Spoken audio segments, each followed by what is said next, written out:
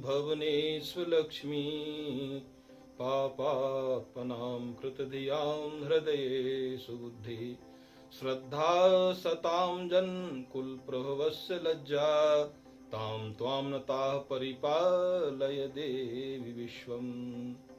ओम शांति शांति शांति। प्रिय दर्शकों, आप सभी महान भावों का हमारे चैनल में हार्दिक स्वागत व अभिनंदन है। हरिओम, श्री राधे, नमो नमः।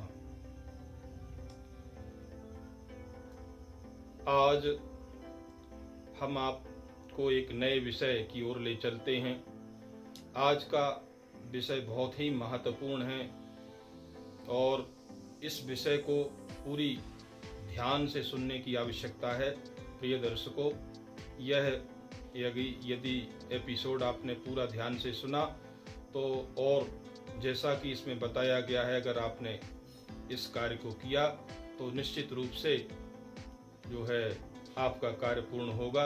आज हम बताने जा रहे हैं ये कि भगवती दुर्गा या लक्ष्मी किस तरह से प्रसन्न होंगी, ऐसा क्या करना चाहिए। आज हम आपको एक ऐसा अचूक उपाय बता रहे हैं जिससे भगवती की साक्षात कृपा होगी। ध्यान पूर्वक सुने। भगवती कैसे प्रसन्न हो, तो आपको एक बहुत छोटा सा सरल उपाय आपको बताया जा रहा है। बड़े ध्यान पूर्वक सुने। जिसकी भी जो कामना है वो पूर्ण निश्चित रूप से होगी। भगवती के प्रसन्न करने के लिए सबसे पहले श्रद्धा भाव की आवश्यकता है। और जैसा कि कहा गया है, भावेन विद्यतो देवः, भाव से ही सारे देवता होते हैं। तो यह जो उपाय आपको करना है, इसका जो समय है वो जो वर्ष में 4 नवरात्र होता है, 2 गुप्त नवरात्र और 2 प्रकट नवरात्र। तो किसी भी नवरात्र में आप 9 दिन के अंदर कभी भी कर सकते हैं। दूसरा अष्टमी, नवमी और तृतीया तिथि को कभी भी किया जा सकता है यह उपाय। तीसरी बात यह है कि यह उपाय वर्ष में किसी भी सोमवार और किसी भी शुक्रवार को भी किया जा सकता है। 1 दिन और 3 दिन का उपाय, 1 दिन का भी कर सकते हो, 3 दिन का भी कर सकते हैं। इसमें करना क्या है कि सबसे पहले तो आपको जो है भगवती का, अगर 1 दिन का उपाय आप करते हैं तो उस दिन भगवती का पूजन करें। पूजन में उस दिन का आप व्रत रखें और व्रत में आप चाहें तो फलाहार कर सकते हैं, या अगर अशक्तता हो तो एक टाइम शाम को बिना लहसुन और प्याज का भोजन भी कर सकते हैं। इसमें क्या करना है कि आपको अगर एक दिवस का करते हैं तो आपको दुर्गा चालीसा का पाठ अथवा दुर्गा सप्तशती का अगर आप पाठ कर सकें संस्कृत में, या संस्कृत में ना कर सकें तो दुर्गा सप्तशती हिंदी वाली जो आती है उसकी कथा आपको पढ़ना है। इसमें 3 चरित्र हैं तो तीनों चरित्रों की कथा आप पढ़ सकते हैं। अगर 1 दिवसीय है, पहले मध्यम चरित्र, इसके बाद प्रथम चरित्र और उसके बाद उत्तम चरित्र। तो ये तीनों चरित्रों की कथा आप पढ़ लें और पढ़ने के बाद आप भगवती का विधिवत पूजन करके, और जैसा कि घर में पूजन किया जाता है पूजन करें, पुष्पों से, चंदन आदि से भगवती का पूजन करें। और उस दिन 3 कन्याओं का भोजन कराएं, 3 कन्याओं का पूजन करें, साथ में 3 कन्याओं का भोजन कराएं। और 3 कन्याओं के भोजन कराने के साथ उस दिन भगवती के मंदिर में, महालक्ष्मी के मंदिर में श्रृंगार सामग्री चढ़ा दें।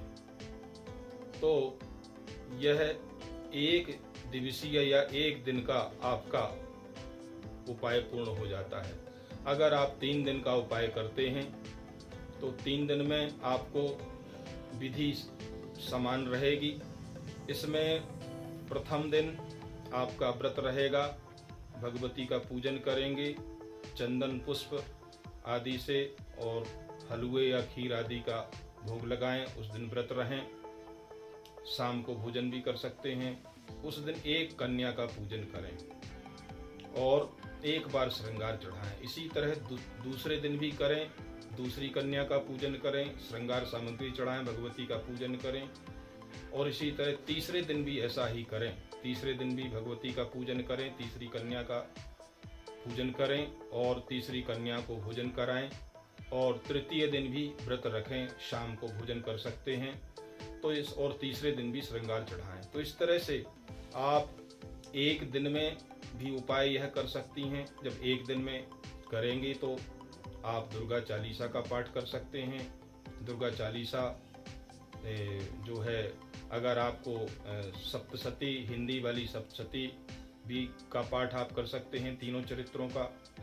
और अगर आप 3 दिवसीय करते हैं तो एक चरित्र, मध्यम चरित्र का प्रथम पहले पाठ कर लिया, तत्पश्चात जो है प्रथम चरित्र का दूसरे दिन और तृतीय दिन उत्तर चरित्र का पाठ पूर्ण कर लिया।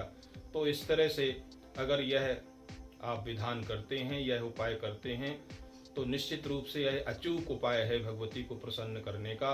आपकी समस्त मनोकामना पूर्ण होंगी। आप जो भी चाहेंगे, जो भी भगवती को विनती या कृपा पूर्वक कहेंगे, भगवती जरूर आपसे प्रसन्न होकर के आपकी मनोकांक्षा पूर्ण करेंगी। यह एपिसोड विशेष करके जो ज़्यादा विधि विधान नहीं जानते हैं उनके लिए ये बनाया गया है। ये बहुत ही अचूक उपाय है। अगर आप इसको करते हैं तो निश्चित रूप से आपको सफलता मिलेगी। अगर इस विषय में कुछ आपको जानकारी और अधिक या कुछ विषय पूछना हो तो आप हमारे इस पे कमेंट कर सकते हैं। हम आपके जवाब निश्चित ही देंगे। हरि ओम, श्री राधे, नमो नमः।